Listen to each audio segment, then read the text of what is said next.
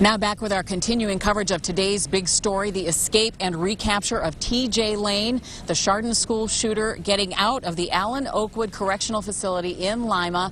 That news last night certainly sending shockwaves through Northeast Ohio and most especially here in Chardon. Leon Bibb, this is a strong community. There has been a lot of healing, of course. But this happens and it reopens the wounds. It does indeed reopen wounds, Lee Jordan. I will tell you that. You know, many of us in this community felt that uncomfortable drop in our stomachs when the news went nationwide last night. Prison break. T.J. Lane is busted out of prison. We were and are still dealing with the murder which Chardon saw. And then came last night's news that Lane was on the loose.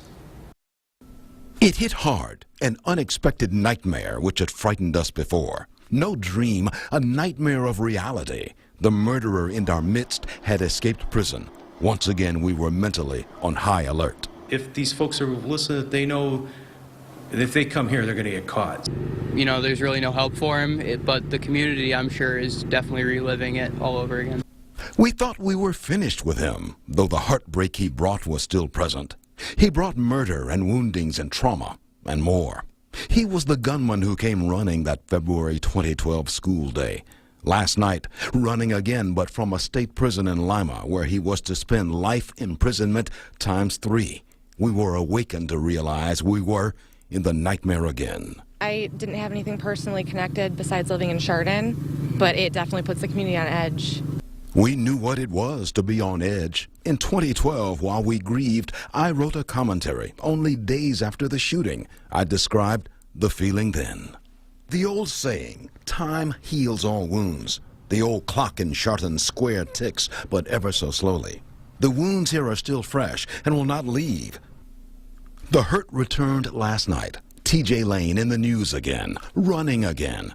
Ann Walton Keller, an attorney on Lane's defense team, was surprised, but then realized she should not have been. Lane was always surprising. It brings up the emotional trauma that the entire community went through several years ago and then was traumatized again during the sentencing hearing. And to know that he had escaped, I think, was very shocking to members of the community and troubling. Yeah. When he first hit in 2012, he sent waves of revulsion beyond Chardon city lines. Last night we huddled again, looking for a capture, which did come. Still, we wait for comfort, which for many will never come. I said it after the Chardon shooting in 2012, and I will say it again tonight. What happened there went far beyond the borders of that community. In many ways, we're all citizens of Chardon, trying to find our steps again, if we can.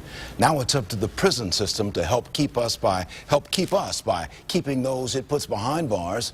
I think we've had enough nightmares for a while, don't you? I'm Leon Bibb.